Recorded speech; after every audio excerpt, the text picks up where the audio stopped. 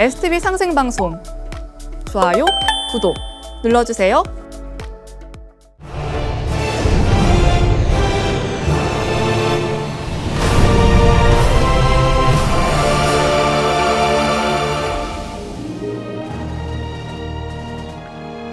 안녕하세요. 대한독립을 외치다 이재국입니다. 자신의 나라를 사랑하려거든 역사를 읽을 것이며 다른 사람들에게 나라를 사랑하게 하려거든 역사를 읽게 할 것이다. 신채호 선생께서 대한협회 회부에 실은 논설 역사와 애국심의 관계에 나오는 내용인데요. 오늘 이 시간에는 그 누구보다 역사의 가치를 꿰뚫고 한평생 조국의 독립을 위해 헌신하셨던 단재 신채호 선생에 대해 알아보겠습니다.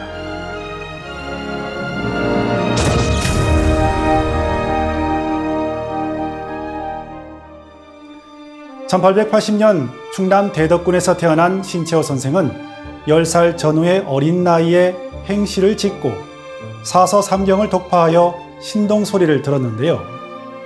그의 재능을 알아본 중추원 부의장 신기선의 추천으로 성균관에 입학하여 26세에 성균관 박사가 되었습니다. 하지만 그의 포부는 과거의 학문을 답습하는 것이 아닌 신사상으로 국민을 계몽하는 것이었습니다.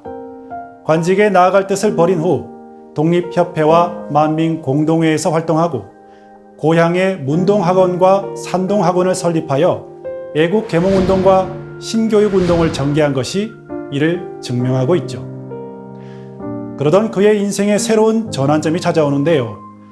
1905년 황성신문의 사장이었던 장지연의 초빙으로 논설 기자로 입사해 애국 계몽운동의 이론가로서 문명을 떨치게 된 것이죠.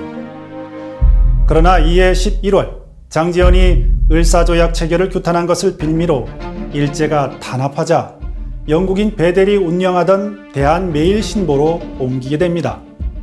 이곳에서 그는 일제의 침략을 비판하고 역사를 새롭게 해석하는 논설과 역사물을 연재했는데요. 대표적으로 일본의 3대 충로, 독사신론, 이순신전 등이 있습니다. 선생은 언론인뿐만 아니라 실천 지식인으로서 여러 활동에 직접 가담했는데요. 1907년 비밀결사단체인 신민회의 창립위원으로 참가해 대한신민회 취지서를 기초하고 전국적으로 일어난 국채보상운동에도 적극 참여해 그 필요성을 논설로서 역설하기도 했습니다.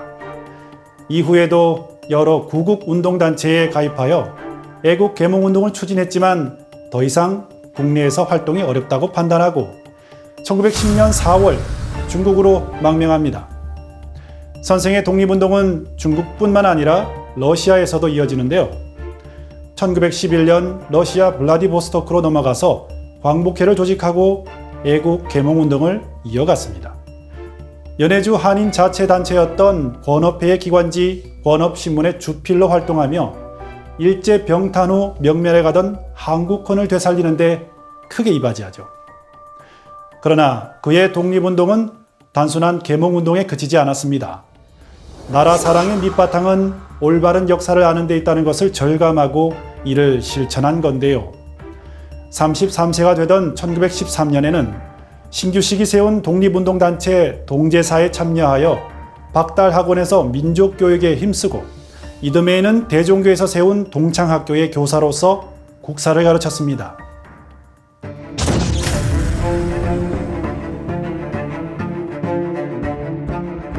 (1918년) 말에 이르러 제1차 세계대전의 종결에 가까워지자 국외의 망명 지도자들은 국제정세의 변동에 능동적으로 대처하기 위한 방책을 모색했는데요.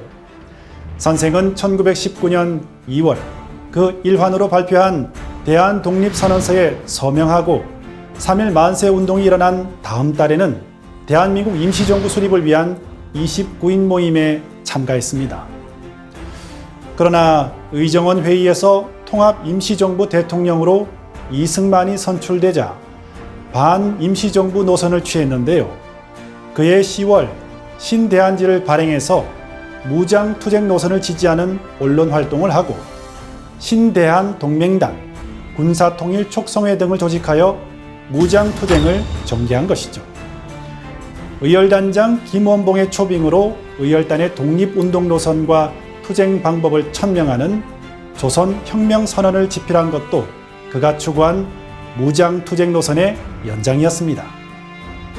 강도 일본이 우리의 국호를 없이하며 우리의 정권을 빼앗으며 우리의 생존적 필요 조건을 다 박탈하여 온갖 만행을 거침없이 자행하는 강도 정치가 조선 민족 생존의 적임을 선언함과 동시에 혁명으로 우리의 생존인 적인 강도 일본을 살벌하는 것이 조선 민족의 정당한 수단이다.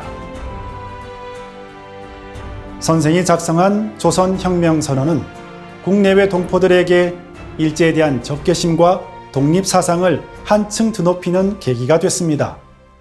이후 독립운동의 탈출구를 모색하고자 했던 그는 점차 무정부주의 독립운동에 관심을 갖게 되는데요.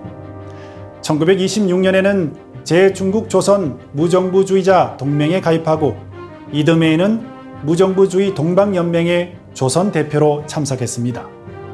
이뿐만 아니라 1928년 4월에는 직접 무정부주의 동방연맹 북경회의를 개최하고 회의 결의에 따라 대만에서 독립운동 자금을 마련하기 위해 행동에 나섰는데요. 하지만 이때 일경에 체포되어 10년형을 선고받고 여순 감옥에서 옥고를 치르게 됩니다. 결국 단재의 신채호 선생은 1936년 향년 57세의 나이로 부인 박자혜 여사와 두 아들을 남기고 순국하고 말았습니다. 정부에서는 선생의 공훈을 기리어 1962년에 건국훈장 대통령장을 추서했습니다.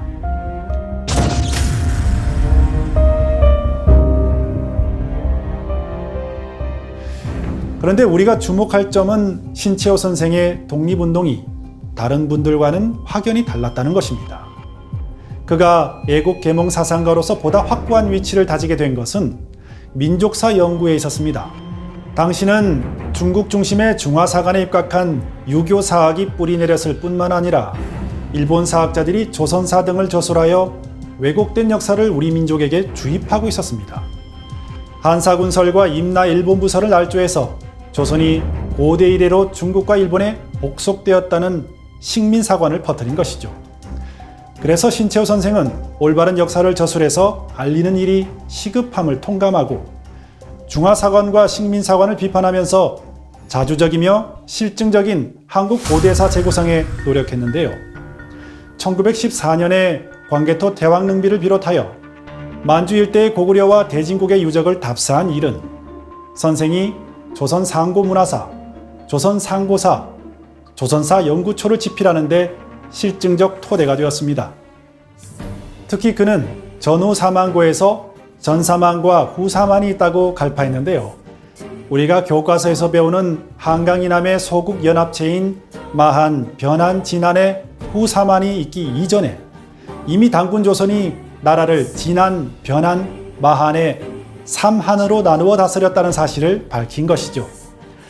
일제의 왜곡으로 묻혀버릴 수 있었던 단군 조선의 통치 제도를 되살리고 국통맥을 바로 잡을 수 있는 단초를 제공한 것입니다. 하지만 단군을 신화로 여기고 기자와 위만부터 단군 조선의 역사로 가르치는 것이 현재 역사 교과서인데요. 그래서 사만도 후사만인 남사만부터 교과서에 등장하고 있죠. 조선 역사학의 선구자로 평가받는 단재 신채호 선생은 직접 현장을 발로 누비며 누구보다 사실에 가까운 진짜 역사를 서술하고자 노력했는데요. 하지만 그의 헌신과 달리 아직도 우리 역사학계는 중화사관과 식민사학의 어두운 그림자에서 벗어나지 못하고 있습니다. 무정신의 역사는 무정신의 민족을 낳으며 무정신의 국가를 만들 것이니 어찌 두렵지 아니하리요.